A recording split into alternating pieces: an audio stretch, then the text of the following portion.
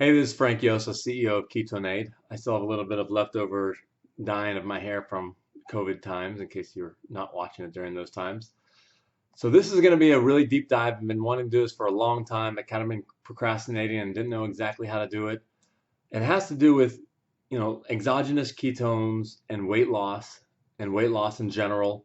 And I'm just not a fan of using supplements for weight loss. And my company sells a supplement, a ketone ester, and a ketone ester, ketone salt mix. So it'd be very easy for me to talk about, oh, here's how you use this drink for losing weight, and I just think it's all a farce. So I wanted to, take a deep dive into why I think that and explain which why all these misleading statements are made online and why it works for some people temporarily, but diets don't work in the long term. So I want to talk about all of the things that are much more important than taking exogenous ketones and how to find a way to do it without supplements. You don't need that MCT oil. You don't need those bottles and more about your brain and how your brain is the most important in all of this.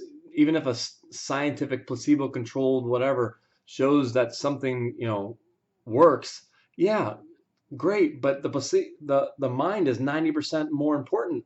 So who cares that 10%, yeah, it might make you, lose weight. And yeah, sure, some, supplements previously that turned out to be stimulants, like really unhealthy stimulants, yeah, they made you lose weight because you were like on crack.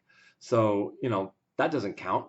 But regular supplements, all these pills and everything, and I go, you know, into the harm and putting all of your eggs and hopes and dreams into this like miracle thing that someone told you about, or even worse, someone was trying to sell you. So I'm going to go into all the different ways um, that I've seen different people have different levels of success. And briefly about me, uh, I've had at my highest, I was 220 and not a muscular 220, and I'm about 6 feet. I have done keto by itself, no supplements, and got down to like 145. I felt great. My back was great. But then, my wife was like, hey, I looked like a cancer patient. Like I just um, got cancer treatment. I was like super, super scrawny. So I had to increase weight. So, I fluctuate between the 170, 165 to 175 range, and I don't work out that much. Wish I worked out more. We can talk about how working out might be, bad if you do too much of it, and some examples of people that I've helped. So this video is basically a culmination of multiple hours of talks with people calling me about, how to take my supplement for weight loss and just walking them through how other things are so much more important and how you need to nail down those things first. If you want to come back later, maybe. So this is just going to be a culmination of all of that. So a little bit is selfishness because I was spending 45 minutes per person walking through these things, but now this is going to be long. This is going to be at least an hour, if not an hour and a half, and it's going to be able to cover more than that 45 minutes and go a little bit more in depth. I've somewhat laid it out, but this I'm not writing a book here and having chapters and editors and stuff. Maybe one day if people like it. So we're gonna have to have a baseline understanding of the basics of a ketogenic diet. So I plan to do another video because that in and of itself is a deep dive. So we have to the baseline here is that people understand what a ketogenic diet is. So I'll touch upon it real briefly, but there's gonna be another video that goes into a deep dive. I already have a Keto 101 on how to get into a ketogenic diet, and that just compiles multiple different opinions. But my suggested way of doing it, including ripping off the band-aid, 24-hour fast, wind sprints to run your glycogen dry. But that'll be a separate video. So it's really important to really understand what's going on with weight loss and what's trying to be sold to you. Because if you try to just, follow bullet points or follow someone's plan, I just really don't think that works. You really have to have a deep, visceral knowledge of what is going on as opposed to just following a checklist. Otherwise, it's just not going to work. Another baseline information that you can start with is going to watch the movie The Magic Pill. I think that's on Netflix. That'll give you a good baseline of the ketogenic diet. So diets don't work. I don't like even calling it a ketogenic diet. Instead, we're going to go down to different options of keto versus intermittent fasting versus vegan, carnivore, 1 meal a day, cheat days, refueling, your brain, placebo, multi-level marketing, how it can make you lose weight. How can multi-level marketing make you lose weight? Well, we'll go into that. And not putting your power into the supplement and more empowering yourself to make the right food choices, working out less, possibly for some people, working out more for others. Other techniques, including praying, throwing away your scale. You got to throw away your scale. Eating nuts, salted nuts when you want to gain weight, and raw nuts when you want to lose weight. Talk about ketone meters, blood meters, urine meters, and then briefly talk about some of the science. But I'm really not into going. People, majority of people, 95%. If you're going to these conferences, yeah, then you're interested in these scientific, really high-end explanations. But you already get most of this. This is more for entry level. Why aren't keto diets working? And they just don't want to hear that much about the science. So, and we will go into a little bit about ketone supplements, what we offer, and Mct oil, explaining that, ketone salts and racemic ketone salts. But there are different videos on that. All right, so suggestion number 1 is throw away your scale. Just throw it away. At least hide it for 30, 60 days. The scale has so many problems. So one problem is just from a hormonal, and just imagine every morning, well, not imagine, you're doing it. Every morning waking up and you're getting on the scale. It's just so inaccurate based on what you ate yesterday, the water intake, whether you've gone to the bathroom or not, and it's just so depressing. Day after day, you're just, if you've lost some, you wish you lost more. It's kind of like bowling. If you're bowling and you hit 9 pins, you're bummed, but only when you hit 10 pins are you excited. So you can lose 2 pounds, but you're still bummed that it was 5 pounds. And we'll get into the ketogenic diet in a second, but when you start a ketogenic diet, you lose massive amounts of water weight. So it's fake. The numbers are fake. So then your numbers go down immediately, which is why people like the ketogenic diet, because they immediately see numbers go down, but that's water. Who cares about losing water? So the numbers go down, but then they feel like they hit a plateau. No, it's not a plateau. It's just you lost the amount of water that you lose at the onset, and then now you start the journey. Which makes me, I got to write down notes before I forget here. I want to make sure I touch upon hunger grumbles, and let's just put a little notepad here. Hunger grumbles and clean plate club. I hate those. Clean plate, hunger, grumble is your friend. That means it's just starting to work. All right, so tossing the scale, the numbers are just wildly off. Maybe test every 30, 60 days, but more important is how do you feel, and how does your clothing fit? And also with keto, the other problem is muscle weighs more than fat. You tend to lose fat, and some people will gain more muscle. So then the number seems higher, but who cares if the number's higher if you feel better and your clothing fits better and you look better, to whatever you define, looks better. So yeah, gotta get scale. Some people, they'll fight me on that. It's just go back to the last 7 days and your depression and excitement every morning. Like those hormonal releases also mess up weight loss. So get rid of the scale. Instead, replace it for a blood meter, either Keto Coach or Keto Mojo. I think there's a discount code. I don't get any kickbacks. Ketonade 10 or Ketonade 15 on Keto Coach. And what they'll do is they'll sell blood ketone strips. Do not buy the urine ketone strips. They're just wildly inaccurate. Some of the big companies sell them, and I found out later that they sell them as a lost leader to kind of get you into their funnel so that they can sell you more supplements and stuff, even though that they know that that's not it's super cheap, but just not effective. So you want to be using the blood meters, and that can be your scale. So you want to obsess in the morning, great. Then that can be your obsession. Some people test themselves 5 times a day. You don't really need to, maybe once, maybe twice a day. And then eventually you can do it once a week. And I now test myself, once a month.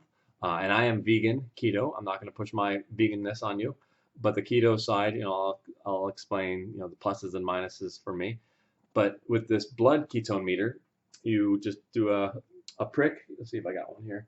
You'll do a prick of the finger. You don't want to squeeze the blood out. People make that mistake. You want to instead let your arm hang down and try to get the blood lower. Otherwise, it changes the plasma in there, and it makes the numbers a little bit more inaccurate. And you'll test your blood, and what we're looking for is ketones in the blood. We're going to go down the different, ketogenic diet, what that means, real quickly. And the ketones in the blood, you want them to be registering 0.5 to 1.5 millimolar. I haven't fully understood why some people say that the fat zone is right there, and if you go above, some people think more is a good thing, but there's some drawbacks for going too high. So sustaining a 0.5 to 1.5 unless you're doing a multi-day fasting. So ketogenic diet, super. So there's multiple ways, and people say, well, which one should I do? Well, what you should do is something that is sustainable and sustainable for life. And when you decide that you want to do something, if you are saying that you're going to start it on Monday, you've already lost. Like, just flat out, why bother? It's just not going to work. If you're going to wait until Monday to start this journey, that is a diet. Instead, the moment that you decide that you want to eat healthier or you want to lose weight, you do it that moment, as in, like, you have a hamburger in your mouth and you put it down, or at the end of that meal. At that exact moment. There's no reason to delay and push it to another time, because what that's doing is it's a procrastination. It's giving a mandate to another person. It's as if that other person is, that you're telling somebody else to do something, like eat better, somebody else, but that's really you, and you don't take responsibility for it, and then you dread when Monday comes around. If you've decided on a Wednesday at 3 p.m. that you're watching this video and you're going to do it, yeah, tonight, then you start your next meal, or go ahead and skip 24 hours immediately and just rip off the Band-Aid and get started. So we're going to go over these different options that people have in this world, this ketogenic world. Obviously, there's other options. There's the number of times that people say, oh, I've tried a Mediterranean diet, I've tried this diet, watermelon diet, rice diet. Rice was popular. What, you just eat rice? Yeah, it's not about what you eat. It's about what you are cutting out and not eating. So they tried all these diets, but they haven't even explored this world of the ketogenic world and intermittent fasting. So it's a whole different category. So even if you've tried all those other things, this is just night and day different than any of those other, Whole30, great. Yeah, you're eating healthy for 30 days. It's a good detox, sure, but it's not a lifestyle for many people. It's a 30-day diet, and then they go back to eating shit. So stop eating shit. That's pretty much the premise of all of this, is stop eating shit, stop eating sugar, and really understand and define what sugar is. People that are not in the keto world, they define sugar as this white powder stuff or high fructose corn syrup. No, I'm talking about all sugar, carbs, glucose, fast carbs in particular, juice, fruit, rice, bread, pasta, all that stuff, not just sugar as in the white powder. So, there's these options where people can go ketogenic. They can go intermittent fasting. Intermittent fasting is when they eat either only, they eat 2 meals a day, and they might have like a 6-hour window. So they've skipped breakfast basically. And then there's ways to also have a buttered coffee in the morning if you want to help you, skip breakfast without any supplements. And then some people, so the intermittent fasting doesn't necessarily need to be keto. That my uncle has lost 150 pounds on just intermittent fasting, which means he does 1 meal a day, which is a more extreme intermittent fasting, which we'll get into. He eats just 1 meal a day, no snacking throughout the day, and he's lost a ton of weight. But what he's eating isn't keto. So he's just eating regular pasta, regular typical Western diet, and he's able to lose weight. Why? Because the total caloric intake for the day is still less. You can't even force feed yourself. I mean, if you tried, you probably could. Super Size Me, the TV show, you can force feed yourself. But even if you tried, it's really hard to eat more calories than if you ate multiple meals or snacked throughout the day. So this intermittent fasting is just, hey, one meal a day or a 6-hour window. Go ahead and eat all you want. And he's not even doing a keto lifestyle with that. So you can do both. So ketogenic diet, this is a real quick recap, is where your body where you eat approximately 80% fat, 15% protein, 5% carbs. And if you haven't gone down that rabbit hole, that will obviously sound crazy. Go watch some other videos on ketogenic diet. And what you're doing is you're starving your body of glucose and carbs. So your body goes into this state called ketosis. And we're going to talk also about drinking ketones. You're not really in ketosis. It's not getting you back into ketosis, doesn't overcome cheat days, which is why, I really don't like selling it as a weight loss ingredient, because, to take this to overcome a cheat day, what is it going to do? Make you cheat more. And then you're going to eat more crap and then expect the ketones to erase it. And it just doesn't work that way. And I promised my wife, I won't sell this. I can't sell this as a weight loss supplement unless she loses weight on it. So it's not just as easy as just, popping this drink and expecting these miraculous outcomes. There's so many more things to it. And for years, I was making fun of this one company who was selling ketone salts, and they'd say, hey, do the ketogenic diet and drink our ketone salts and you'll lose weight. And I'm just like, I was laughing at them. Like, give me a break. You can do the ketogenic diet and clap your hands and lose weight. So is it the ketone salt that you're drinking, or is it, what is it? It's a ketogenic diet, stupid.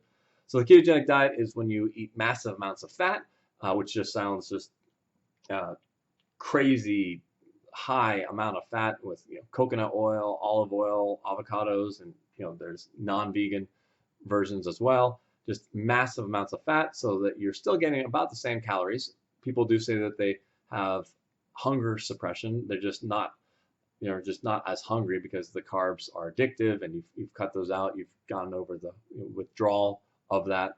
And the ketogenic diet is when you're able to, where your body goes into this emergency state that you can also go into when you're fasted, not eating for multiple days. And your body will actually go to your fat reserves and burn your fat to make energy. And what it does is it makes ketones, like beta hydroxybutyrate, the same molecule that's in the drink. Not to be confused with, if you drink exogenous ketones, no matter what all these competitors might say, it's not really putting you into real ketosis. They call it nutritional ketosis, or they'll call it even ketosis. But what you're thinking when you say ketosis is fat burning, but that's not what it's doing. You skip the step of fat burning, and instead you've got ketones in your blood. But some places will say, hey, well, the scientific definition of ketosis is ketones in your blood. Well, depends which journal you read. I define it as your body burning fat, and that's what the consumer is thinking. But they're using marketing techniques and tricks to confuse people. And we'll go into later on about exogenous ketones and how one could use them, but still, it's just to be lowest on your checklist, and so much more empowering to not use supplements. And why would I talk about this and discourage buying my drink for this? Because I'm hoping that you'll get things sorted out, and then you can come back and use it for the other benefits, such as mental and for working out and for sport performance. But the weight loss thing, if it works for you, great, and it has worked for people. But just the expectation is that the drink will just do things for you without you having to do any difference. And I just don't want that. Even before, I've even recommended, especially first timers going into a ketogenic diet, absolutely not using our drink unless you have a certified coach that is walking you through it step by step, because otherwise you're gonna mess up on the ketogenic diet, which we'll talk about in a second. You're gonna mess up on the ketogenic diet, and then you're gonna blame me. You're gonna get the keto flu, and you're not gonna do it right, and then you're gonna say, oh, this ketone drink is horrible, and and throw it out, and it's not because of the drink. So ketogenic diet, real quickly, two big mistakes that people make. There's another video that covers this more in depth. The lack of salt load. So you could buy salt supplements, but I don't even consider this a supplement. Some people use pink Himalayan sea salt. I get pink Himalayan sea salts, and I get them in capsule form. I don't consider that a supplement. It's just salt. You need massive amounts of salt, because every molecule of glucose holds on to a molecule of water. So when you start a ketogenic diet and you starve yourself of glucose, what happens? Your water flushes out of your system, which is why people love it, because they're, the weight loss appears to go down, which is why you're throwing away your scale. And you just need massive amounts of salt. And people say, oh, well, I really salt my eggs a lot. No, no, no. Unless you unscrew the top of the salt, that's the amount of salt that I'm talking about. You can also buy empty capsules and put pink Himalayan sea salts in it, but there was one company, I don't work for them, don't get any kickbacks. You just search for Himalayan capsules and it'll come up. That, and you can also take potassium powders as well to get a balance of the electrolytes. But you don't need supplements. It's even better to understand the essence of supplements and just go to the core source, to get your salt load. So with the ketogenic diet, you can combine that with intermittent fasting, where you're just doing 2 meals a day. You're doing by the way, on the lower corner of YouTube, you can speed up the video. So I recommend watching it at 1.25 or 1.5 to kind of get through it, because this is, sorry, it's going to be long. And some of it is going to be repetitive and super easy for people, and some people it's going to be brand new. So it's really hard to cater to everyone. That's why I have separate individual videos that kind of cater to very specific topics. So you can do ketogenic diet in general, 3 meals a day, and you test your blood ketones first thing in the morning, kind of see where your numbers are, and you adjust what you ate the day before based on your numbers. So if your numbers are a little bit low, you kind of look, well, what did I eat? What were the things on my list that were supposed to be, there's a list that you can find online that says, eat as much as you want of this type of food and selective amounts of this type of food, and then little to none of this amount of food. And you'll have to adjust your eating. Did I eat too many blueberries? I don't think blueberries are any type of fruit except for lemon. They're just not ketogenic, especially not when you first are entering into ketosis, even though there'll be websites that say top 10 fruits that are ketogenic friendly. Yeah, that's fine when you're months into the program and you're having no problems. Great, have some blueberries.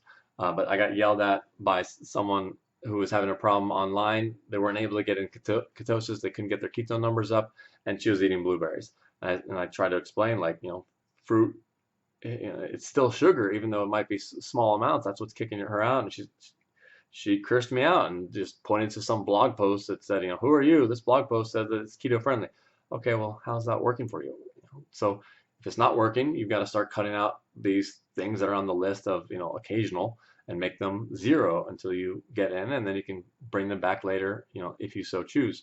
Ketogenic, if out of all these things, eating 1 meal a day, intermittent fasting, I would think that the ketogenic diet, just in general, if that's all you did, would be the first biggest step. And that's still, 3 meals a day, but you're just eating ketogenic. And oh, it's so hard. Well, there's all these cookbooks, and once you get used to it, and you watch the movie Magic Pill, and you clear out your cupboard so you don't have things that are tempting you, and you just get used to it. You just have a different set of foods. And some people are super fancy. I'm not much of a chef, but there are super fancy meals that can be made that are super scrumptious.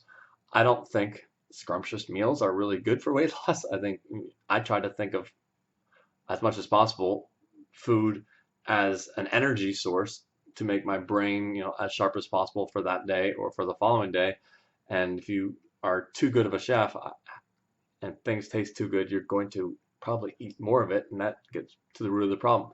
So with ketogenic diet, people think that they can eat whatever they want, which is a misnomer. It's more, you're supposed to be able to eat to your level of desire. So the idea is that you will be less, you'll have less cravings, and that ultimately is how you change to a different lifestyle. Not a diet, but a lifestyle of eating without having hunger. And when you eat higher density food, the idea is that you can have less calories, and then ultimately you'll start burning fat as well, but also less calories. So those two things will help you, with weight loss. But with let's talk a little bit about the eating all you want. So if you have to watch out for your plate. If your plate is this big normally, and you fill it up with regular non-keto food, and then now you fill up the entire same size plate with keto food, you're going to have more calories. So you have to get used to eating less quantity of food. It shouldn't be a problem because you should be more full, but less quantity of food. Because otherwise, if you ate the same quantity of food and it was 20% extra calories, you can actually gain weight on a ketogenic diet. It's not this like brainless, eat whatever you want and eat unhealthy food like processed cheeses or vegan cheeses are not healthy. Um, you can't just eat those things endlessly and get a free pass. One thing that also jumping around a little bit, but um, the Clean Plate Club. If you've ever heard of that, you have to get your mind completely off of this concept of a clean plate club. Finishing that plate because you were taught growing up, oh, you got to finish your plate because some other children don't have food and it's just a shame and a waste is a horrible, horrible concept. Instead, rewire your brain to every dollar of food that you throw away or store is money that you're saving, not giving it to me, to the doctor, or whatever special therapist to help you lose weight. So throw it away, change your perception of that, and just be excited. Oh wow, I just threw away or boxed up $4 worth of this food. Great, that's $8 less that you're going to have to give to the doctor. So don't finish food because of the Clean Plate Club, and instead finish not when you're full, but if possible, when you're not hungry. Dramatic difference. You're just eating because, oh, I'm just eating, waiting for the sensation to say, oh, I'm full. No, just you're not hungry anymore, and just try to stop before that, full. I know it's harder said than done. It is easier when you're keto because you don't get that visceral craving for more fries that you get when you're non-keto. And within keto, we're talking about the number one mistake is salt. The number two mistake is too much protein. So that's just when I hear someone's not able to get into ketosis, ask them what they're eating, and that's usually what it is. Too much protein, because when you eat excess protein, which is the Atkins diet, completely different diet, doesn't burn fat the same way. When you eat too much protein, it actually converts into carbs, and so it's like taking more carbs, and then it refuels that battery. There's a battery that you want to basically empty of carbs before your body goes into this emergency mode state to start burning fat. But if you eat too much protein, especially at night, it'll convert into carbs in the morning, and you've got to start the process all over again. And we'll talk about cheat days, in a second. So you got the ketogenic diet. Doing that 3 days a week would be the bare minimum thing that you could do. The next step is intermittent fasting, where you skip breakfast, or even before skipping breakfast is skipping breakfast and replacing it with a buttered coffee, otherwise known as a bulletproof coffee. You don't have to use the MCT oil. We'll talk about that in a second, but I just use a super cheap liquid coconut oil, organic now, Carrington Farms. Yeah, technically it has a little bit of MCT oils, but that's not what I'm talking about, just a liquid coconut oil, or you can use the hard lard kind. We'll talk about the pros and cons of that in a second. And the idea there is that you're drinking coffee. I'm not into coffee. There's separate, not into caffeine. Decaf is fine. There's separate videos on how to use ketone ester to kick your caffeine addiction. I think it can work for that. And there's, I can talk more in depth about, caffeine. And yes, caffeine can help weight loss in the short term, but again, it becomes diet as opposed to lifestyle and what is healthy and best for your body, best for your sleeping at night and stuff like that. Yes, a stimulant is going to help you lose weight in the short term. Great. And then you're going to get fried and have all these hormonal problems and can't sleep, and then it all comes back because of other problems. A stimulant steals one part of the day to make it so that your morning is better. It has to steal from somewhere else. That's a definition of a stimulant. Up, there's got to be some sort of down to offset that up. So you can do the one meal a day with the buttered coffee, and the idea is to get some calories in your system so that you're not hungry, and that can take you to lunchtime, but you've skipped a meal. You've skipped whatever 500, 1,000 calories, and instead you are having 200, 300 calories in this buttered coffee. That's the idea. To starve yourself of carbs, so you put no cream that has any carbs in it, just be very high fat. The idea is to kind of extend your overnight fast, because at night you start making ketones because you're fasting for 12 hours.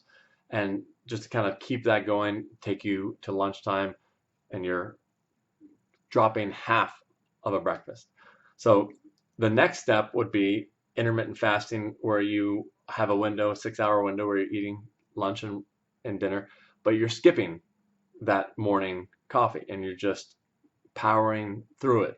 Some people it takes a few days to get used to it, but it is very empowering to make a resolution that you will not eat at a certain time and you just don't cross that line. Kind of like, my family's vegan and it's no big deal. We just, if something is on the label that has, eggs in it, we just don't eat it. It's no big deal. So if you can find a way to do that and just not have your buttered coffee and not and be able to skip your breakfast, then you're dropping again more calories. So yes, it's sexy to say this whole fat burning thing. That's the sexy part of keto, but also just fewer calories. And if you do start getting the tummy grumbles, many people report that goes away after a few days. It's an empowering thing where you're saying, I own food and food doesn't own me.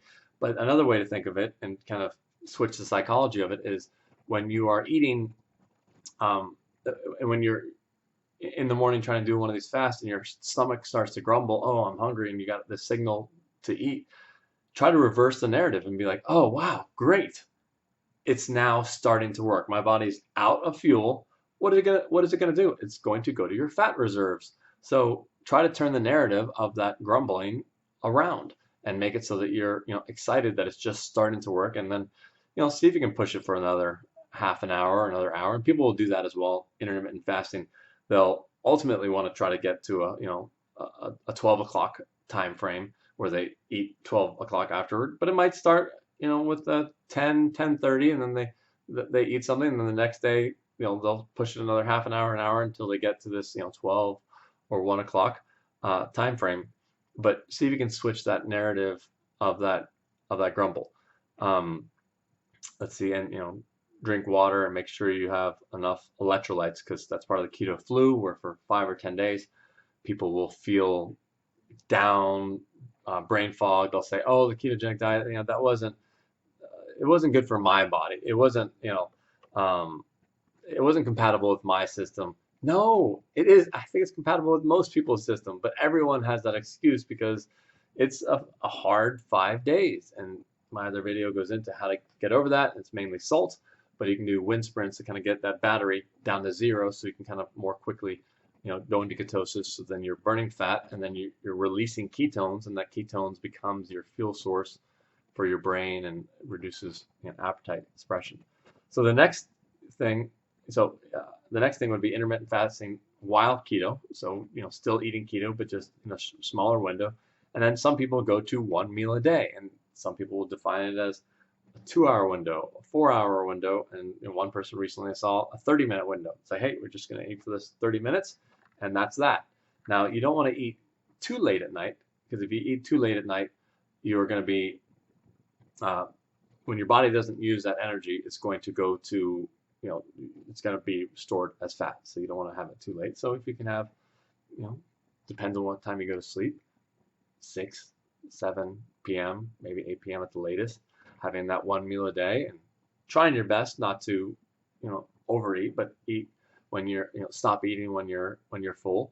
Then you've, reduced it to 1 meal a day.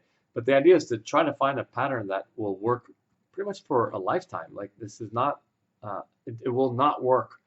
Who cares if you lose, 15 pounds, 100 pounds, if you're just gonna gain it all back. So be thinking in terms of, how can I make this a long-term thing? Now, some people might need to think in terms of, okay, I'm going to give it 40 days, and then from there, I will decide what to do, as opposed to this, mind-boggling lifetime commitment from day one. Okay, great.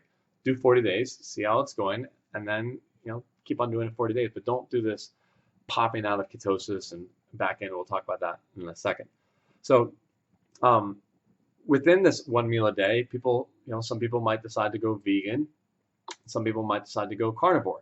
And, I find it hilarious that people have cured cancer and done all these amazing things with going raw vegan, but then also, other people going carnivore have these amazing experiences.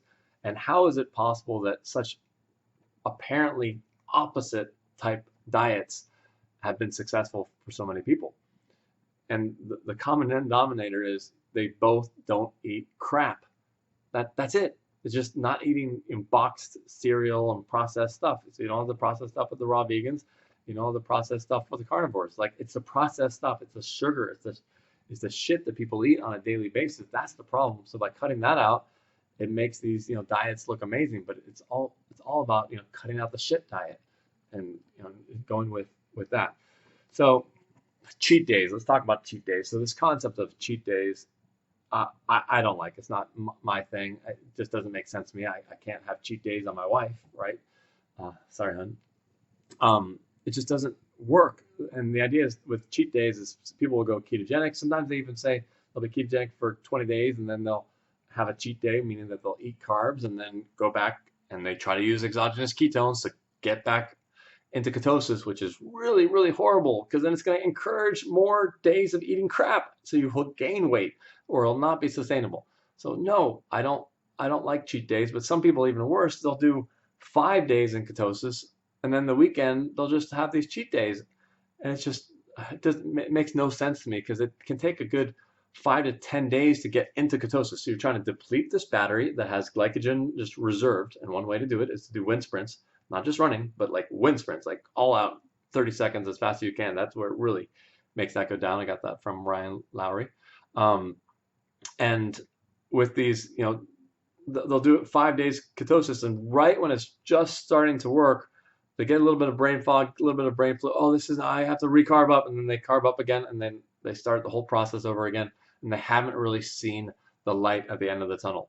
What happens when you get past that keto flu. Now, I have told people or suggested people that they can use exogenous ketones, especially ketone ester. And by the way, we sell these ketone drinks that mimic some of the benefits of what your body does naturally. But you can take those drinks, and the more you feel, the more in motivation that it might give you. Just take it at one time or a couple times to get the amount right. And if you feel that energy, that boost, that mental clarity, then you can say, oh wow, that's what it's like to be in ketosis, and it'll give you more motivation to get over that hump, to that light at the end of the tunnel. But this, 5 days on and then 2 days off because it didn't sit well with me, like it just doesn't make sense because you're just starting to get it to work and then you stop. And some people have this concept of refueling where you go, 3 to 6 months. After 3 to 6 months, you refuel with carbs. Okay, maybe you can, if that works for you. But the number of people that I've talked to, that can work for like a super great biohacker that really is positive that they're going to get back in because they've, researched not just an hour or two of this podcast, but many, many hours and really understand it, and they can, really turn it on and off. Great, more power to you. They can go do it. But for the everyday person, more often than not, I hear people say that they did it for a few months and then they, refueled, but then they never got back in. They procrastinated, or I'll start on Monday and then it's the next Monday. So I still think that that's more diet. So yeah, the idea is, for life, you eat a ketogenic lifestyle. Sugar is the devil. The sugar is just the root of all problems. Even COVID recently, most of the people that go in there are diabetic. It's the sugar that's causing the problem.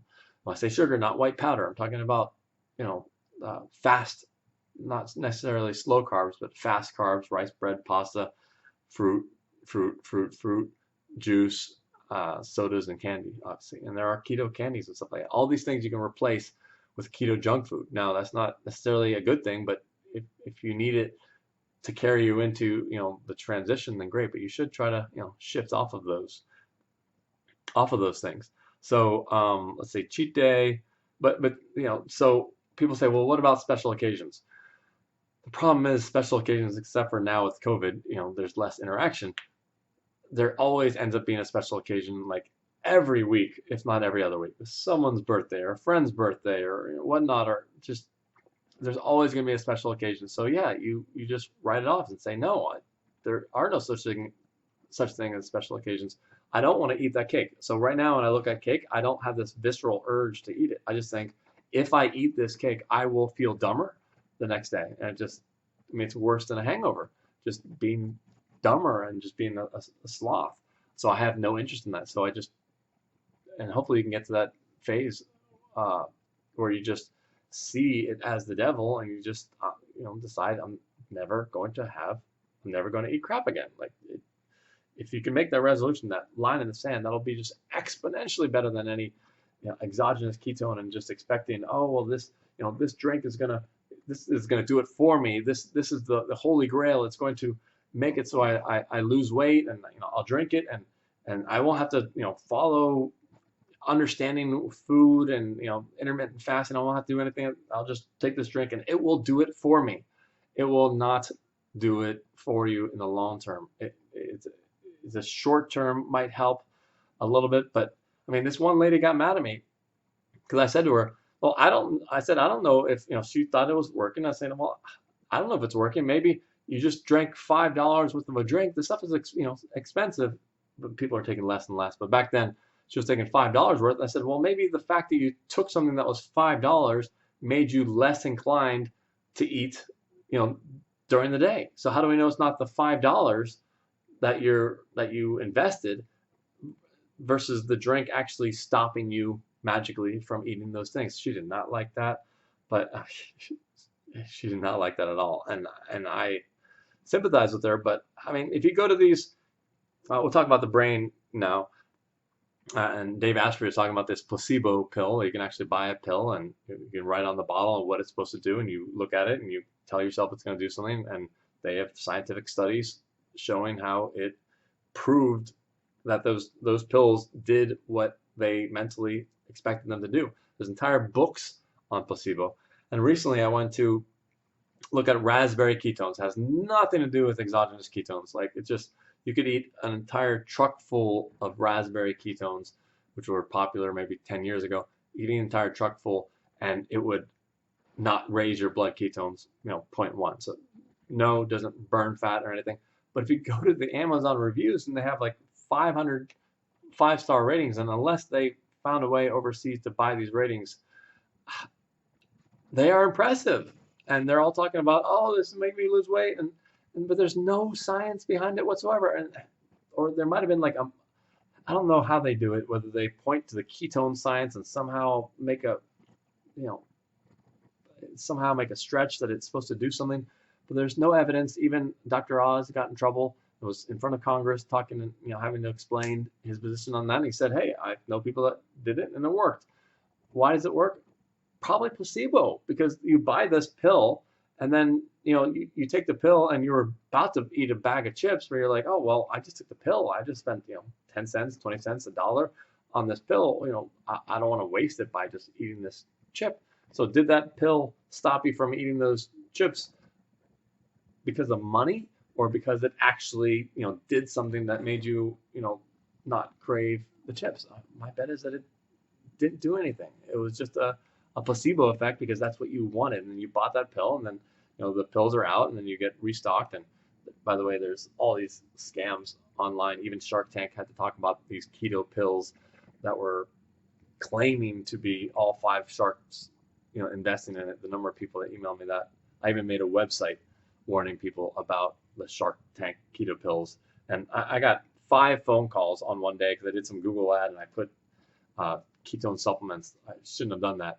And these 5 people called me because they thought that I was this pill manufacturer, and they were crying to me because they were on this auto charge and they couldn't get off of it. It was $90 a month and they couldn't pay their rent. They're like, oh my God, I was told these keto pills, and they thought that I was the company. And I had to explain to them, it's not me, but I'll help you. Here's who you call at the FTC.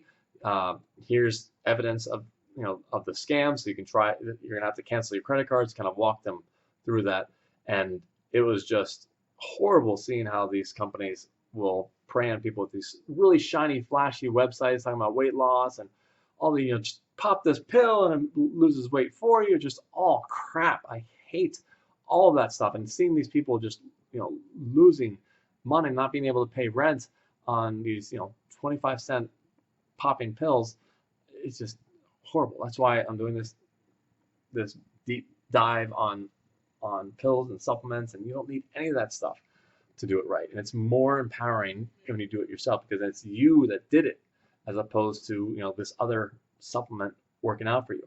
So yeah, the placebo effect, she did not like me questioning whether her taking that was what was helping her. So multi-level marketing. So there's one company called Prove It that sells ketone salts.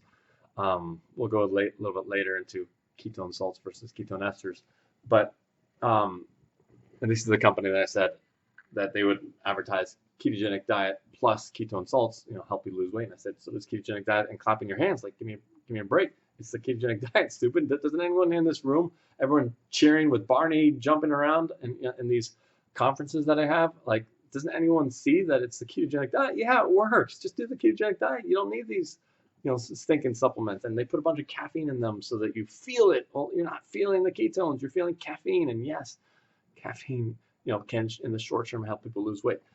But why does a multi-level marketing help you lose weight? Because they want you to buy this huge amount of this package, $500,000 investment, to get all these sample packs to then sell to your friends. Well, think about it. You're selling to your friends this revolutionary weight loss system, which they could just do the ketogenic diet or watch this video. And what is that going to do to you when you're taking that supplement and you're deciding whether or not to grab that bag of chips or eat that last half meal? You're going to be thinking, I've got 20 people in my downline that I need to sell, and they're going to ask me, oh, well, how's it working for you?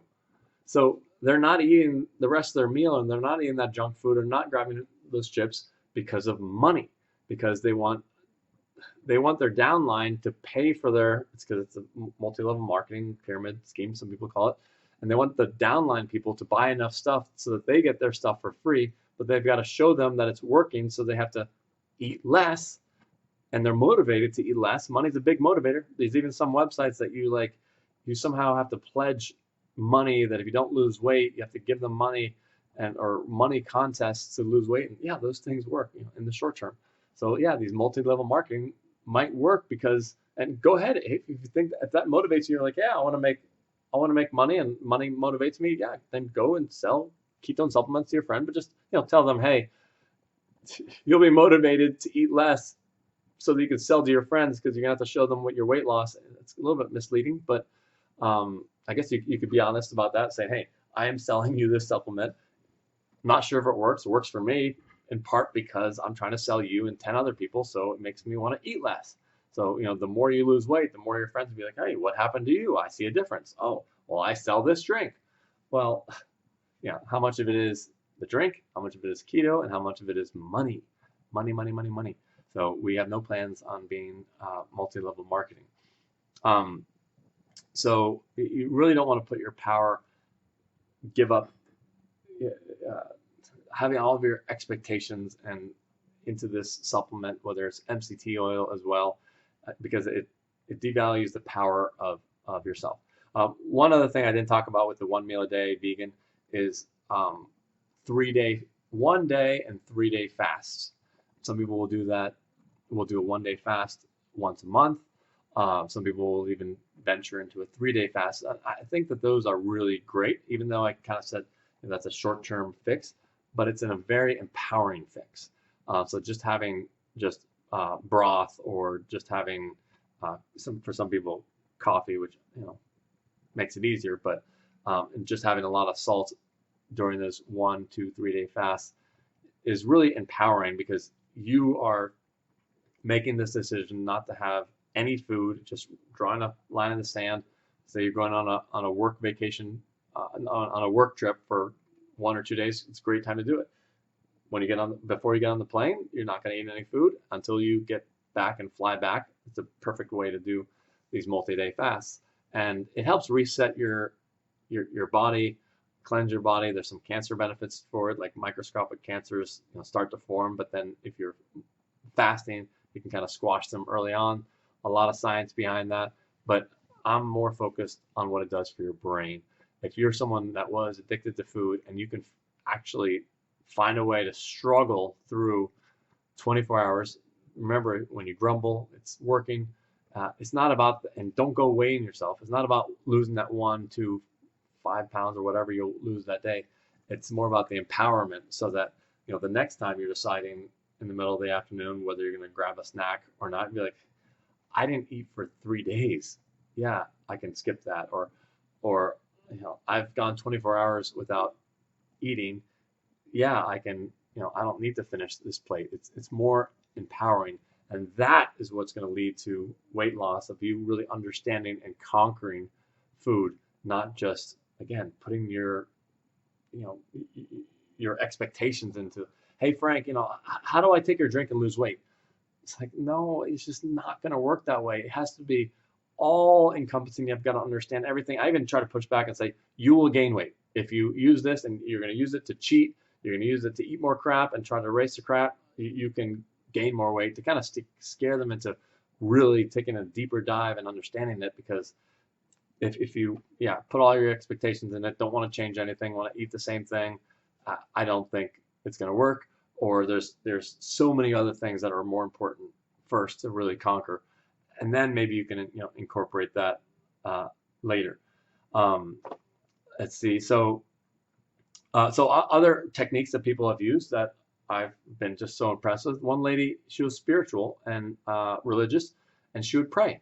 So every time that she would eat a food, she would look at it and just do a little prayer and say, is this something that is going to be good for my body? So every nut, every snack, every choice, there might be some times that she eats unhealthy food, but she's at least consciously thinking about it. There's nothing worse than just subconscious eating. So she brought that to the forefront and said, will this, replenish my body in the way that it needs? Yes or no? And she was able to lose, 50 pounds that way. Another way is working out less. So I had this meeting with this guy in New York, and he was drinking an orange juice, and I was drinking sparkling water, and he was talking about how he works out, I don't know if it was 2 or 3 hours a day, massive amounts of working out, and he hasn't been able to lose weight. It's like, I'm working out so much. So my thought there is, weight loss is mostly 100% mind, but 80% what you eat and 20% what you do working out. And oftentimes it can backfire. How can working out backfire? You work out so hard that you are ravished after your workout. This one woman said, hey, I'm just ravished after my workout, and I go to the smoothie bars right at the workout center, so I down 500 calories or whatever, and she's offsetting all of, if not more calories than she just burned. And it's this justification of, oh, I sweat so hard, I deserve it, it's worth it. Well, I just, in passing, told this guy, why don't you try working out less and feel more guilty? Work out less, feel more guilty, eat less shit. And I saw him at a wedding 6 to 9 months later, and he had lost, I don't know, 40 pounds. And he's like, Frank, I took your advice. I'm like, I don't remember what that was. He's like, I just cut my workouts down to 30 minutes, 40 minutes, felt a little bit, guilty, and then just didn't have that huge sandwich at lunch, and just focused more on my eating than, working out hard to burn these calories. So really have to watch out. Now, you don't want to take the opposite extreme. Just doing the tiniest amount of working out or just walks is just amazing. I ran track in college.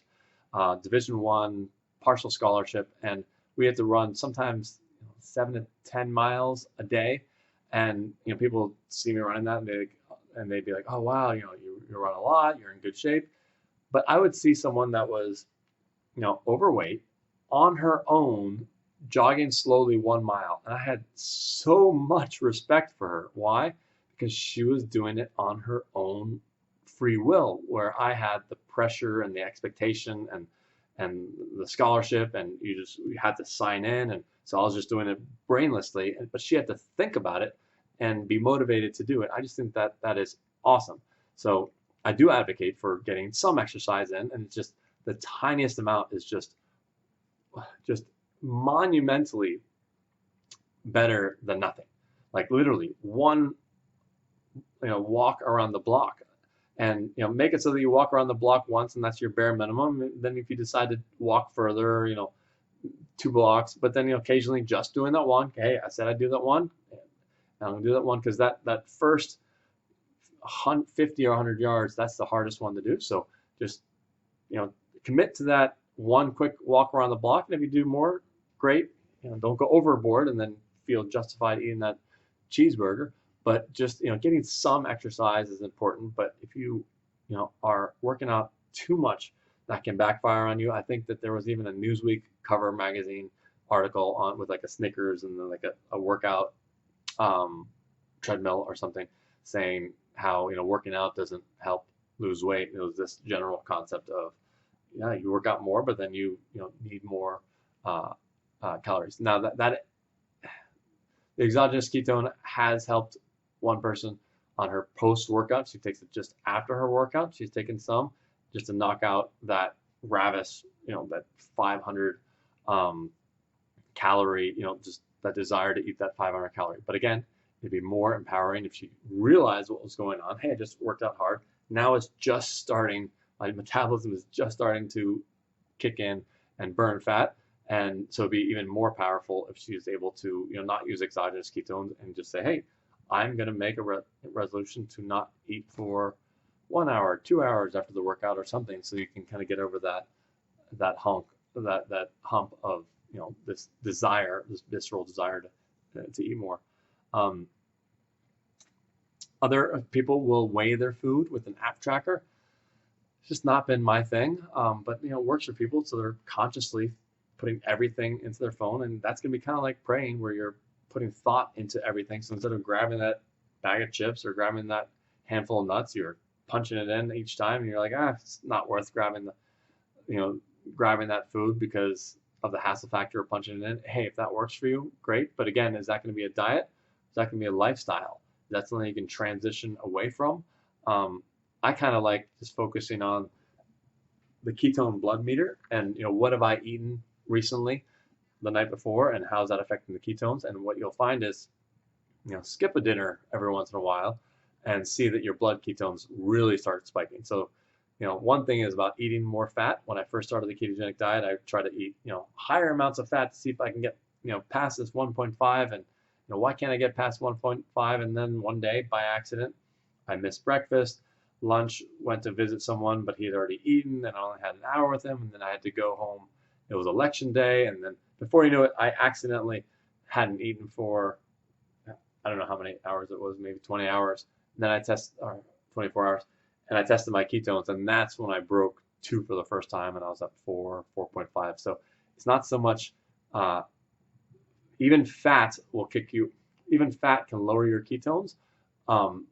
So the number one thing that raises your ketones is not eating food, period. So not eating carbs is good, meaning eating fat, but even better is not eating at all. Again, you still want to stay at 0.5 to 1.5, but I'm still talking about, generally seeing what makes your body get into that sweet spot by occasionally skipping a meal or making that meal half as large as it normally was, and say, oh wow, now I said I couldn't get over 0.5 and I skipped that meal. Oh, now it's 1.5. Yeah, you can directly see how well you're doing, and that is something I think you can do on a lifetime basis. So real quickly, we'll talk about the ketone supplements and what they are and what they claim to do. So raspberry ketones is not even in the category. I don't even know why it even has the word ketones in it. But again, we talked about placebo effect, and just go look at the Amazon 4-star ratings. And I don't know, maybe if you can find one that is not from overseas, and I don't know, it's probably not a good idea to buy that stuff. Or just buy the one that says placebo and write on it weight loss, and I think that'd be a better idea, because then you kind of know that your brain is what's doing it. So there's these ketone. The main ketone is referred to as beta hydroxybutyrate, otherwise known as BHB.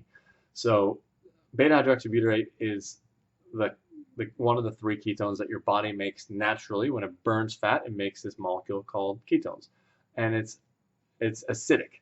So it's so acidic that there are these companies out there that sell something called a ketone salt, or they call it a base, or they call it ketones with electrolytes. It's all BS. It's basically a ketone salt. They take this beta hydroxybutyrate free acid, BHB acid, and then they combine a base to it, meaning sodium, magnesium, calcium, potassium. Those are all salts. People think of only sodium as salts, but they're all salts. And they combine it with these beta hydroxybutyrate so that it raises the pH so you can drink it and doesn't put a hole in your stomach with a super low pH.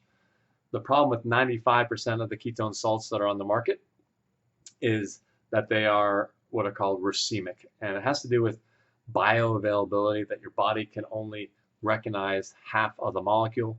Some people refer to it as left-handed molecule versus right-handed molecule, and your body can. Oh, by the way, Oura Ring, definitely like getting the Oura Ring for helping you track your sleep, and it has a good placebo effect of making you want to go to bed early because it's like, I got to get my points, and then you go to bed earlier. That's that's not because of the ring; it's because of what you do with it. So this racemic salt, there's a whole video, ketonaid.com/salt, that talks about that, and they're racemic, so just half of it, if it says it has 12 grams of ketones in it, half of it is not bioavailable. Some of it might block the bioavailable stuff that your body can use. So your body just can't use half of it.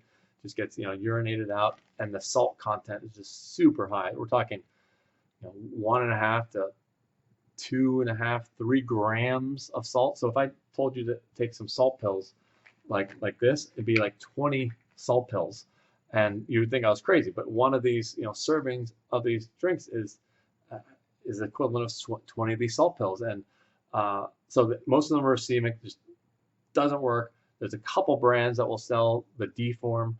It'll be 80% D or 100% D. Prove It is one of the ones that I've said for a while. If you're going to buy a ketone salt, that is the best one to buy. And so people say, oh, I don't like that it's a multi-level marketing company.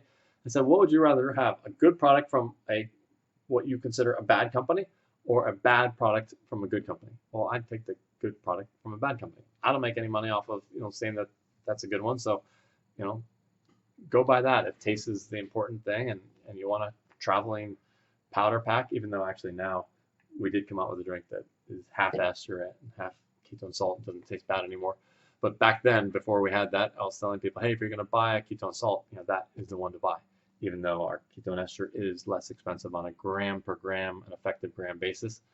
But people see their $6, $7 pouch, and they think it's less expensive than our drink, even though ours is multiple times stronger. So people just take less. So it's a cost per gram or cost per raising your ketones. That really is what matters. So these racemic salts, if you're wondering whether they're racemic, they are racemic. If they're in pill form, almost I haven't seen one that's non-racemic. It usually would have to go out of its way to say it's the D form or R. Those are the two good ones. They never refer to the bad one, which is the S or L form. So it costs sometimes 2 to 10 times more to be non-racemic because of how it's made, and so if it is non-racemic, they're going to go out of their way to brag about it on their labels. So you want to get the non-racemic form. But I've been telling people that people say, well, but the ketone salts worked for me when I was entering into ketogenic diet. Help me get into ketogenic diet because of the ketones. Well, no. First of all, 90% of the time they sell them with caffeine. So it's just misleading. You're feeling the caffeine buzz because the ketones will multiply a caffeine effect. So it says, oh, it's only 1 cup of coffee, but it feels like 2. So most of the time they will sell it with caffeine. So that's misleading. And then second of all, it's the salt. It's the salt that's working for people. So when you enter into the ketogenic diet, you have a massive salt depletion. So you're getting your salt back with these, ketone salts. You could have saved a lot of money by doing, these, thermotabs. That is, this is technically a supplement. I'm saying you don't need that. You go to Himalayan sea salt straight in, or these sea salt capsules, and get the same thing for 90% less. It's a salt. So people also say after a week or two, it's like, oh, the ketone salts, yeah, they were good, helping me get back into ketosis. But then they stopped working, and I couldn't put my rings onto my fingers. Why? Because in the first 5 or 10 days, you have that massive water loss, and you have that massive salt depletion. So you need to re-up your water and re-up your salts. But then after a week or two, you adjust and no longer need that massive salt load. So what happens? You're now in excess salt situation. I'm all for salt. More salt. I wake up and take salt, but too much salt will make you bloated and give you GI issues. So that's why I think the ketone salts, work for many people. It's the salt, not the ketones. And the non-racemic salts will have half the salt content, so that's a little bit better.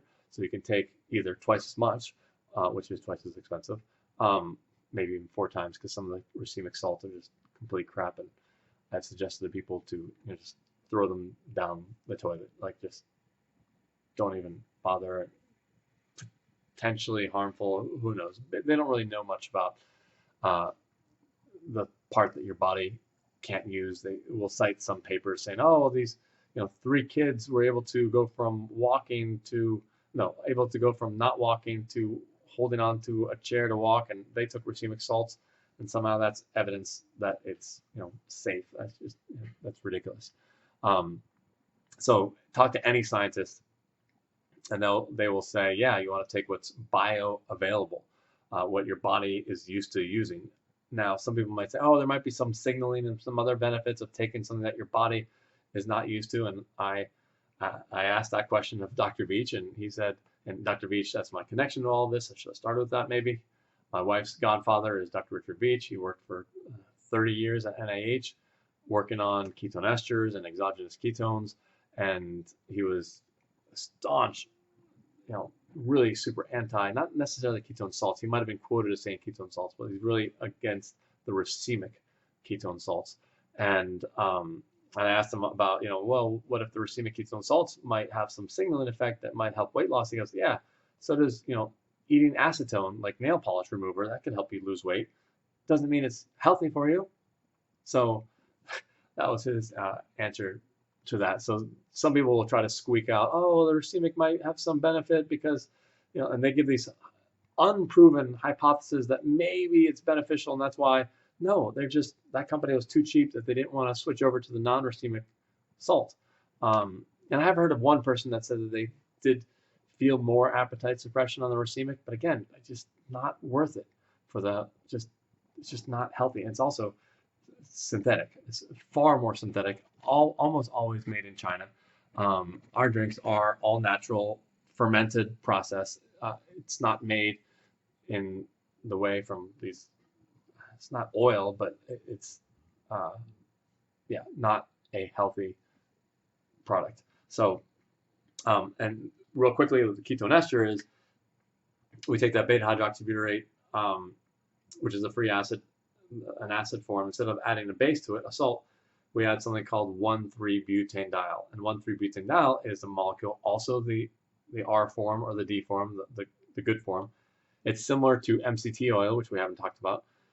Which when you consume it, the ketone ester, it splits into 2 parts. The beta hydroxybutyrate goes directly into the blood, and then the 1,3-butanediol goes to the liver, and 70% of it converts to another round of beta hydroxybutyrate, the one that you want, the good ketone that creates more energy. So it's like a slow release and a fast release.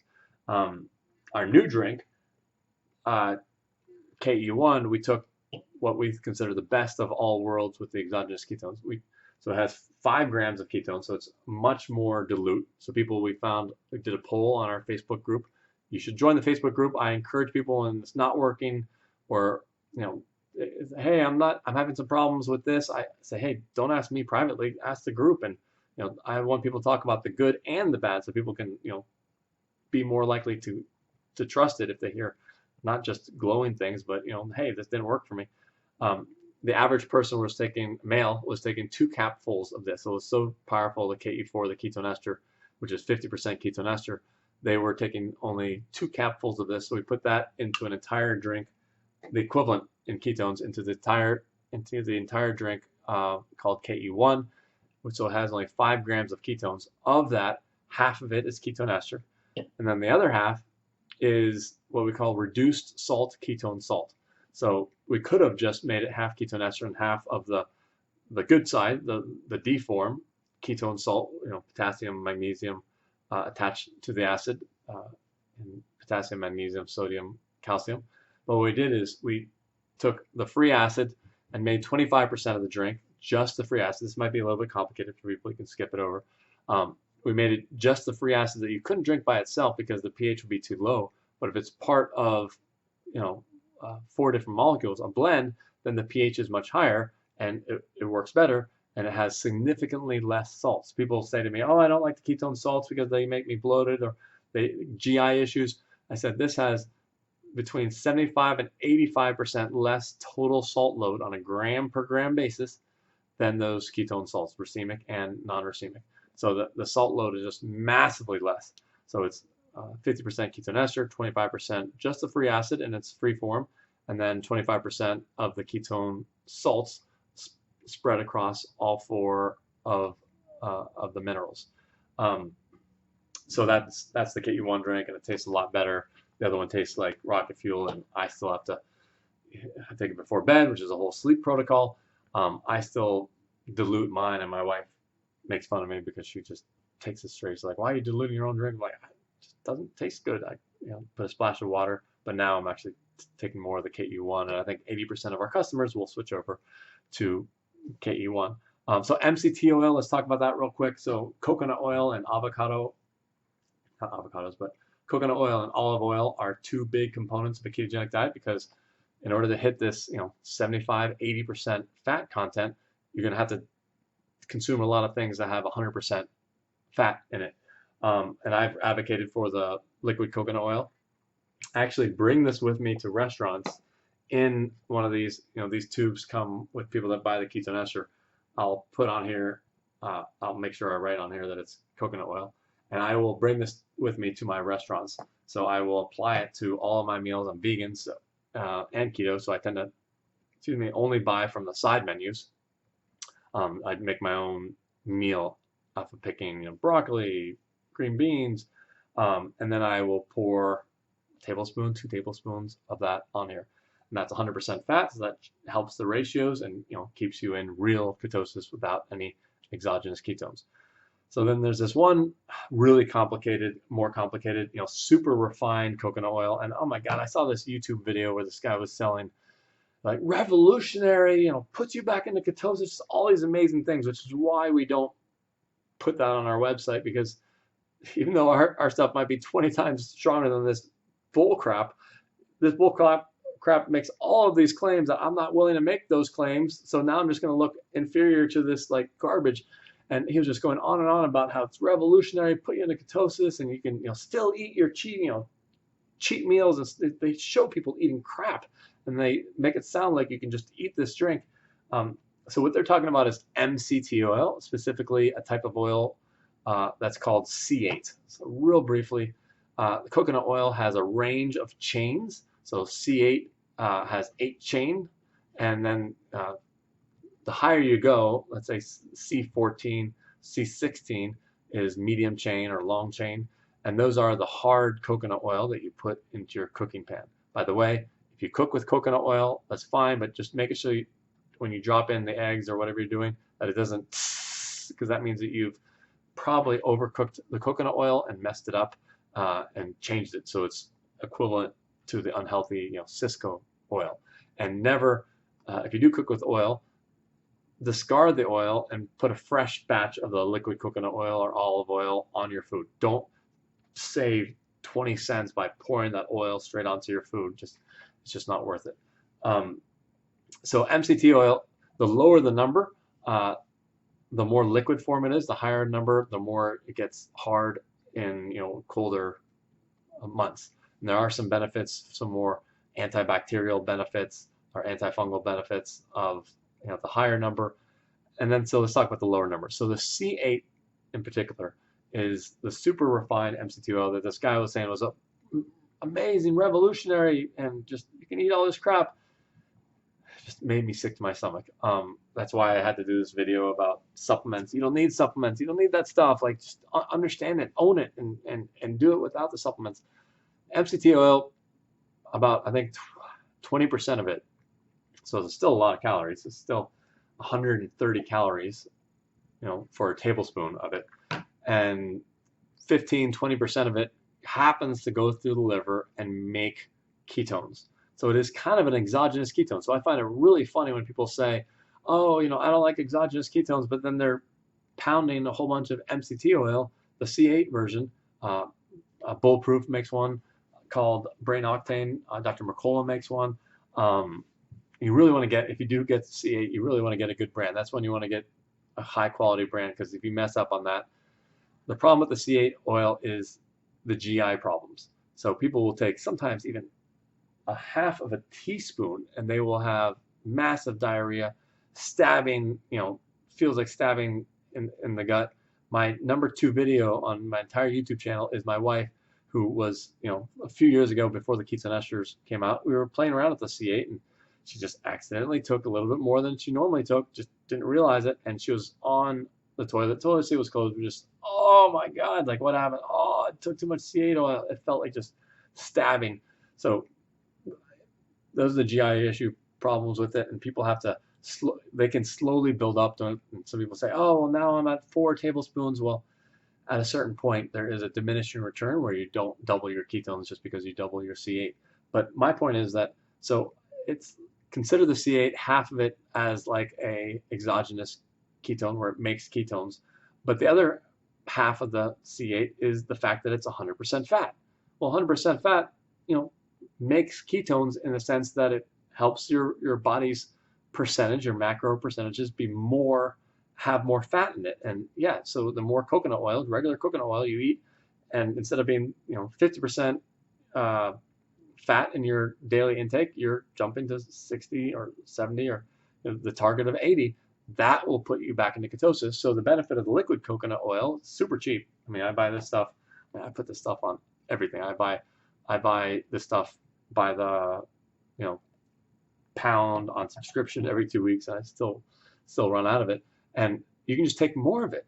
You can take throughout the day, every meal you can put 1 or 2 tablespoons on it, but make sure if you're adding it to your meals have to be correspondingly less. Like if you eat the same size meal but you add 250 calories of coconut oil, you're going to gain weight. So you have to keep in mind that those are, and that is a separate video that I have about if you want to gain weight on a ketogenic diet, you add coconut oil at the end of your meal. So you're already full, then you add it. But if you add it during your meal, at the beginning of the meal, it should make you more full than the calories that you would have eaten. And that's one benefit. And the second benefit is that it changes your macros, so you have a higher percentage of fat, which by math makes your carbs lower, and that lower carbs is what helps you get into keto. So I'm not a big fan. I don't use the C8.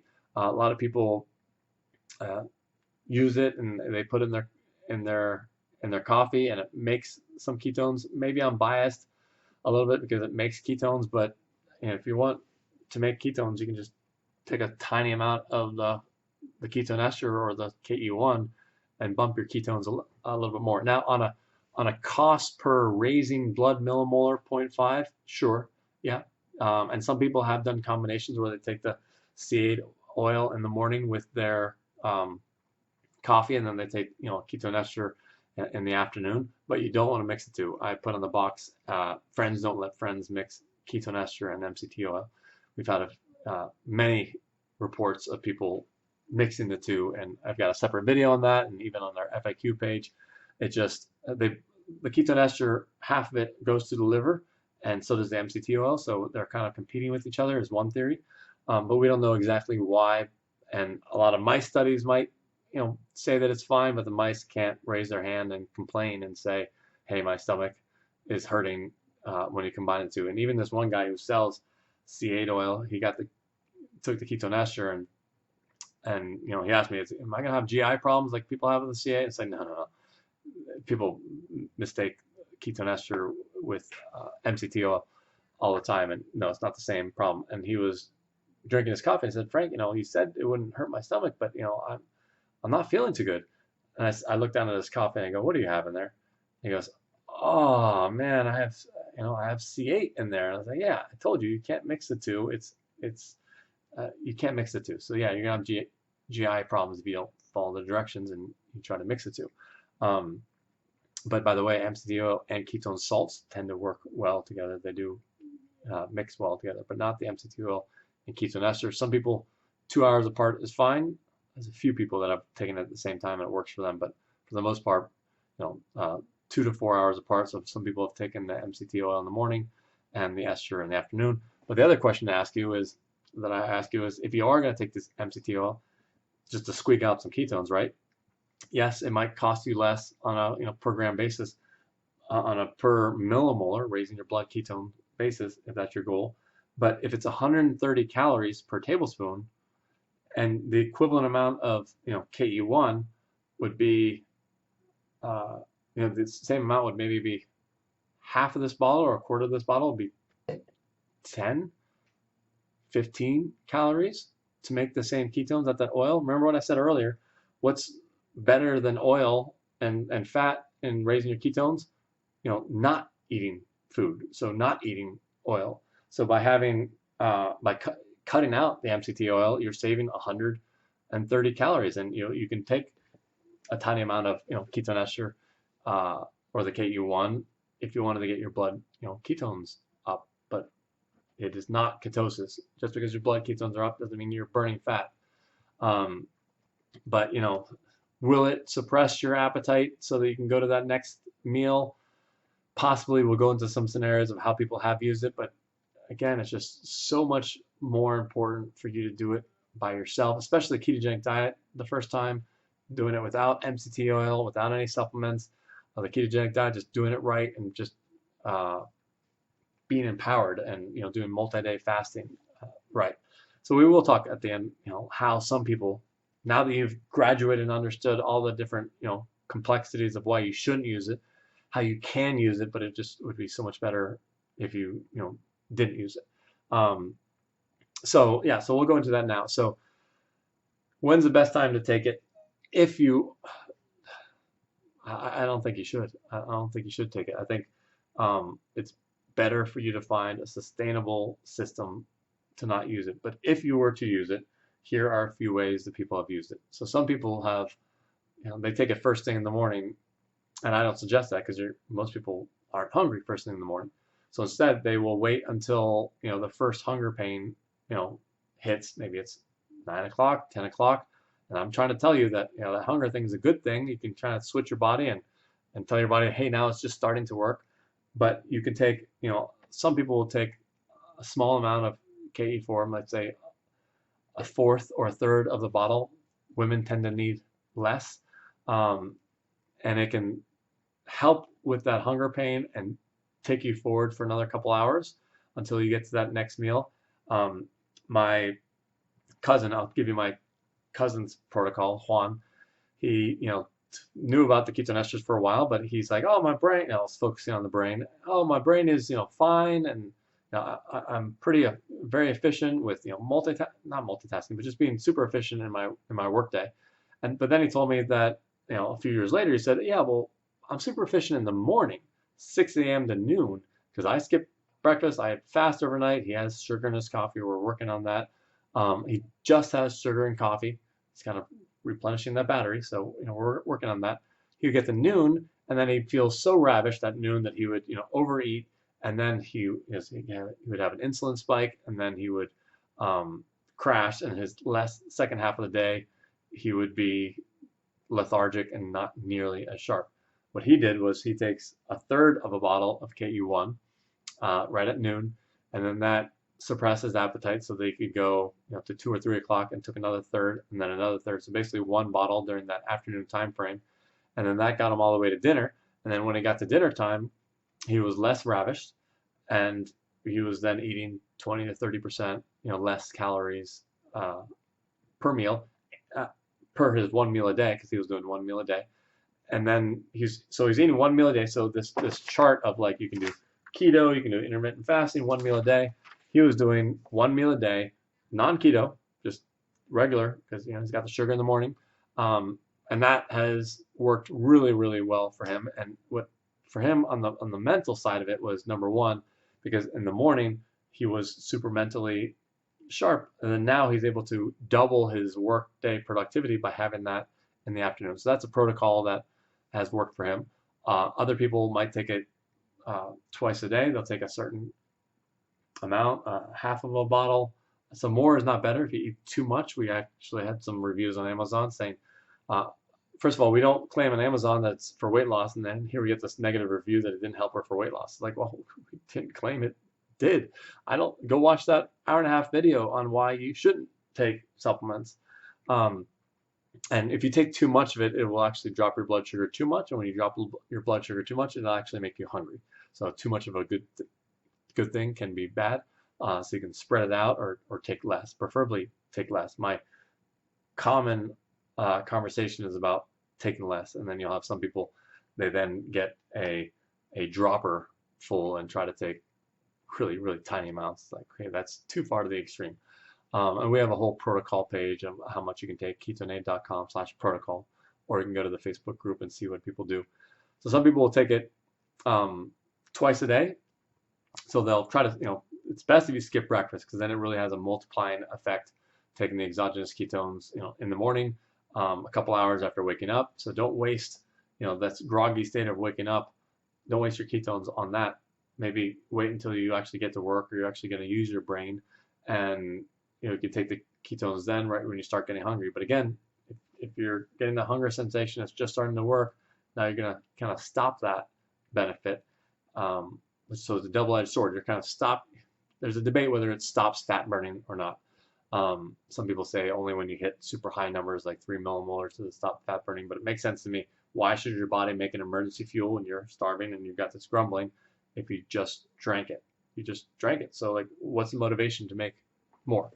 So, but anyhow, some people will take it twice a day. They'll take it at like a 10 a.m. and then at 2 p.m. So they'll still eat lunch, but then 2 or 3 hours later. Empty stomach is the key for ketone ester and our ketone salts. MCT oil, you have to eat that with food. So big, huge difference. If you eat the ketone ester with food, you've got to take 4 to 5 times more, and it becomes not economical, and the blood ketones don't go up. It's just doesn't work nearly as well. So empty stomach, at least 1 hour on each side. No, that's not even enough. 2 hours, preferably 3 hours on both sides. Some people, misunderstood that, and they took it on an empty stomach. Great, the ketones went up, but then 45 minutes later, they started, they had their meal, and I said, it just got into, it raises, the peak is at 45 minutes. There's a separate video about how it doesn't matter that the ketones go down, because it stays in your brain, it stays other places. And it's not about ketones in your blood, it's about ketones in your system. But right at 45 minutes, right when you get the peak ketones, they're going to eat all this food. And no matter what anyone says, the ketones are the preferred fuel and stuff like that. Yeah, preferred fuel, but in the absence of carbs. So the carbs or an insulin spike the spike of the blood glucose, even if you're eating carbs, your blood glucose will go up, will interfere with the ketones and make it so that, the body will start using the glucose as a fuel instead of the ketones, so you kind of stop that benefit. That's why you want a padding of a couple hours on both sides. Some people will take the ketone ester mid-morning and then in the afternoon. Some people will take it just in the afternoon when they have that slump. Some people take it, 3 times in the afternoon. I know one person that would, put it in this tube and just slowly. That was with the KE4. They would dilute it, put it in the tube, and just sip on it, every hour or two. More for the mental aspect of it, the mental clarity. Some people feel it more than others. I actually don't feel it on the mental protocol nearly as much as other people, and I wish I felt what other people feel. But everyone's wildly different. It's an entirely different video on.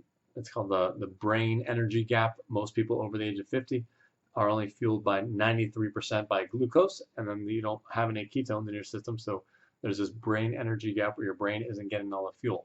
If your brain is already fueled at 99%, it's not a stimulant. It doesn't take you to 110 unless you take a huge amount. It's not a stimulant, but unless you take a huge amount, we did have some biohackers that took huge amounts, and then their cognitive scores, went up 20, 25%. But we're not looking at that. That's unsustainable. $30, $50 a pop. Not worth it unless you're a professional poker player or esports. So people are taking different amounts, but the idea is to try to take as little as possible. Some people will also take it on multi-day fasting. So they'll just take, they'll take one bottle or even half of a bottle a day for the first day, sipping on it every few hours. The second and third day, you might not need nearly as much because your ketones are already high. It's that first day and a half getting over that hurdle. But again, the mind is just exponentially more important there. If you're able to get through that with your mind, and the satisfaction of you doing it is just gonna be so much more powerful than that drink, cheating and helping you along the way. But if you otherwise, if you try multiple times, you're not able to do multi-day fasting, but then you take the exogenous ketones and make that into your routine, and you've really understood how everything works, then sure, if you can use that to help you, fast once a month for 1 or 3 days, yeah, there will be some lifelong, benefits from doing that. So, real quickly, the science, yeah, there has been science with ketone ester saying that it reduces, appetite, the cravings, the gremlin effect. I think I said that wrong, not gremlin. I gotta find that. Sorry. But it doesn't matter if 90% of it is about your brain, and that's why you go to these, you can go to these weight loss conferences when there used to be conferences before COVID. There'll be hundreds of thousands of products that, yes, some of them might have been shown, proven, and placebo controlled to make it so the person temporarily loses weight, but none of that matters because it's all about your mind and the placebo and just controlling what you're eating. So don't fall into any of those traps and think that this is just some holy grail that you can just eat and it'll do it for you. Instead, you have to try to find a lifelong strategy. And I've been keto vegan now for 4-5 years now, and I just no big deal. Yeah, I have a very short list of things I can eat, but remember, it's not about what you're eating. It's about the stuff that you're not eating. It's that crap. I try to eat nasty smoothies and but I will have some keto bars occasionally and some keto chocolates and stuff like that. But I eat a lot of nuts. And when I want to raise my weight, I eat salted nuts, peely nuts. Oh my God. And when I want to lose weight, I will eat raw nuts because then I'm grabbing food, grabbing a snack, and I'm not eating for flavor. I'm eating because I'm actually hungry. Let's see if I went over everything. I think it's been an hour and a half. I knew it'd be long. I'm sorry. But let me know how it goes. Let me know what you think. Throw away all those supplements. Throw away that scale. The scale's the most important. Go buy a blood meter. That's really important. If you decide to do keto, you don't necessarily even have to do keto. Even just doing this, intermittent fasting or closing the window to 2 meals a day will just be, I think, a significant improvement. But if I were to pick one thing, it'd be going keto. And then after going keto, the next thing I'd pick is, skipping breakfast completely. Not even, you can have coffee with, nothing in it, no calories. And there's a book, by the way, why doctors skip breakfast. I hope I said that right. But my buddy, new buddy, wrote that, and you can, we'll have a podcast with him on here shortly. So number 1 would be going keto. Number 2, skipping breakfast. Number 3, making your window shorter. Yeah, you can try to do all these things, but if it's not sustainable, then it's just going to become a diet. So what works better for your lifestyle that you can, sustain forever? So hopefully that helps. Won't necessarily help sell any product because it'd be a lot easier to talk like this guy talking about this revolutionary, coconut oil and stuff like that. It was just complete, utter nonsense. I consider MCT oil to be old technology. Like that's what I took, before the ketones, were available. Why bother with that stuff? But yeah, I'm biased, but he was talking about it being like so revolutionary. It's like, it's just coconut oil, dude, and you're misleading people that they can eat crap and encouraging them to eat crap, and cheat days can make it so easy. No, it's not easy. It's hard, and it's all in your head, and I think you can do it. Hopefully, you can email me your questions, frank@ketonaid.com, and join our Facebook group, and let me know what you think. And put some comments here in YouTube. It's tough. It takes me months sometimes to compile all of these thoughts into one area, and I'll kick myself when I miss 2. And it's just nice to see the comments on there and the thumbs up and subscribe. You'll find completely counterintuitive information on this YouTube channel, so subscribe as well. We like to see that. And follow us on Instagram. I put more of my shorter content on there, just daily content on Instagram. And like I said, the Facebook group, you can get to it by going to ketonade.com. At the top is community. And if you decide, don't get me wrong, sometimes I confuse people with they decided to buy some other supplement because, oh, Frank, you told me not to buy your supplement. No, if you're going to buy, a exogenous ketone, yes, I think you should buy ours because ours, is the best. And now we have a version that doesn't taste bad and stuff like that. But I'd prefer that you buy none. But if you are going to buy one, yeah, I think ours is hands down better than all the other stuff out there. Even on a cost per gram basis, people think of ketone esters as being expensive, but they're not thinking about the effectiveness. Just some people take half a capful. I take a capful before bed, which is a whole separate sleep protocol. And having good sleep and deeper sleep helps you lose weight. So you could look into that as well. But yeah, follow us Instagram, subscribe on YouTube, leave a couple comments, even if you just said, hey, I learned something. We are going to start giving out some free KE1 to people who leave comments, whether it's on our Instagram posts or on our YouTube channel. So just to kind of encourage some more back and forth. That's it. Thanks.